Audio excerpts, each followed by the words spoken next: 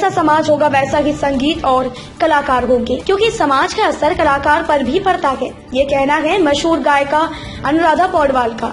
जी हाँ, मशहूर पार्श्व और भजन गायिका अनुराधा पौडवाल पहुंची जबलपुर, जिन्हें श्री अखंडानंद सरस्वती विशिष्ट व्यक्तित्व अलंकरण के लिए चुना गया है। अनुराधा पौडवाल पिछले 25 सालों से भक्ति गीत ही गा रही है, जिसका कारण वे बताती हैं कि उन्होंने फिल्मी गाने गाना तब छोड़ा जब वे बॉलीवुड में नंबर 1 गायिका थी। अब उन्होंने अपना जीवन ईश्वर और भक्ति की राह में समर्पित कर दिया है। कास्टिंग काउच जैसे विषय पर बोलने में उन्होंने परहेज नहीं किया। उनका कहना था कि उन्हें इसका सामना कभी नहीं करना पड़ा। इसके साथ ही साकेत धाम के मठाधीश स्वामी गिरीशानंद ने भी उनकी जमकर सराहना की और उनके व्यक्तित्व को अद्वितीय बताया। आज हम लोगों को बहुत प्रसन्नता है। प्रतिवर्ष जैसे हम अपने पूज्य गुरुदेव पूज्य स्वामी अखंडानंद जी महाराज के नाम से श्री अखंडानंद सरस्वती विशिष्ट व्यक्तित्व अलंकरण से विशिष्ट लोगों को सम्मानित करते हैं, जो देश के किसी भी क्षेत्र में कोई विशेष कार्य किया हो, जिसमें शिक्षा के क्षेत्र में सम्मानित किया, जुडिशरी का क्षेत्र सम्मानित किया, आध्यात्मिक क्षेत्र में सम्मानित किया। इस वर्ष हम लोगों ने सोचा कि अभी संगीत और कला का क्षेत्र शेष है। उसके लिए हमने बहुत नामों पे चर्चा की, बंबई जाकर के बहुत लोगों से चर्चा की, लेकिन मैं कह सकता हूं कि हमको ये भी देखना था कि संगीत के साथ साथ एक तो भक्ति संगीत हो और दूसरा उनका जीवन अच्छा हो, जिससे लोग शिक्षा ले सकते हो, शिक्षा ले रहे हो। तो ऐसे बहुत नामों पे चर्चा करने के बाद हम लोगों ने एक ही नाम डिसाइड किया, श्रीमती अनुराधा पौडवाल, जिन्होंने भक्ति संगीत में बहुत बड़ा काम किया है। और उसके हमारी शिष्या हैं सुषमा जी वैद्य, उनके माध्यम से आपसे संपर्क हुआ और आपने यहाँ के लिए सहर्ष स्वीकृति दी। तो पूरा साकेत धाम परिवार पूज्य बाबा कल्याण दास जी महाराज की अध्यक्षता में आज सायंकाल आपको इस विशिष्ट अलंकरण से अलंकृत करके हम लोग प्रसन्न होंगे, हम लोगों को खुशी होगी। आप सहज रूप से आई और सबसे बड़ी बात है, हम लोग आपसे पूछा, मुझे नहीं लगता मैं पिछले 20 साल से मैंने कोई फिल्म देखी होगी, एक हाथ तो मैंने देखी भी नहीं, ना मैं सीरियल देखती, मेरे सीरियल देखे हुए 25 साल में। तो वो वही दिखाते हैं जो उनकी जो टेम्परामेंट होती जाती है। और एट द सेम टाइम मुझे ये भी लगता है कि जो फिल्में देखते हैं, जो जिस टाइप के सीरियल बनते हैं, उसी टाइप के माइंडसेट होता है लोगों का। तो ये विशेष सर्कल है, क्योंकि आप देखेंगे कि आज अगर कोई भी अगर तैयार होके आता है तो 6 लड़कियां हैं तो एक जैसी दिखती है, जिसमें एक ओरिजिनलिटी होती है, तो वो नहीं रहती है, क्योंकि वो हर एक चाहता है कि मैं वैसी दिखूं और वैसे ही बात करूं। तो ये बहुत फर्क पड़ता है सोशल मीडिया का। सोशल मीडिया मतलब जो सोशल में रिप्रेजेंट किया जा रहा है वो।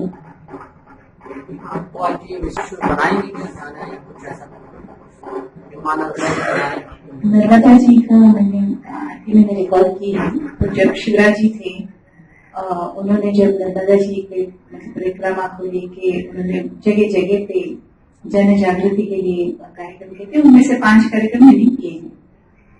तो मुझे खुशी है। और वैसे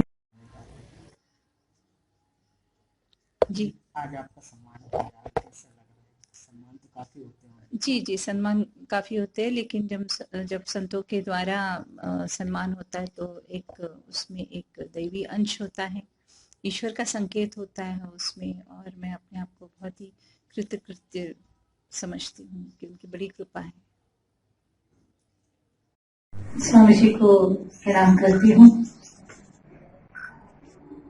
माँ नर्मदा के किनारे आज इन सभी संतों के बीच अगर मुझे सम्मानित किया जा रहा है तो ये मेरे लिए बहुत बड़ी कृपा मैं समझती हूँ, क्योंकि अलग अलग आर्टिस्टों को अलग अलग अवार्ड्स मिलते रहते हैं, लेकिन कोई भी अवार्ड कौन दे रहा है उसका बहुत महत्व होता है। और मैंने 25 साल पहले ही इंडस्ट्री को छोड़ करके मैंने अपना डिवोशनल में मैंने ईश्वर के चरणों में अपनी कला प्रस्तुति की है। तो जब संतों के द्वारा ये अवार्ड मिलता है तो ये ईश्वर की स्वीकृति मैं समझती हूँ कि उन्होंने ये एक्सेप्ट कर लिया, उन्होंने इसे प्रसाद कर लिया है। मैं आभारी कहना बहुत ही छोटा शब्द है, लेकिन मैं कृतज्ञ हूँ कि आपने मुझे इस लायक समझा। बस मैं यही कहूंगी कि इसी तरह से आपकी कृपा हमेशा मेरे पे बनी रही। एक लंबा करियर आपका।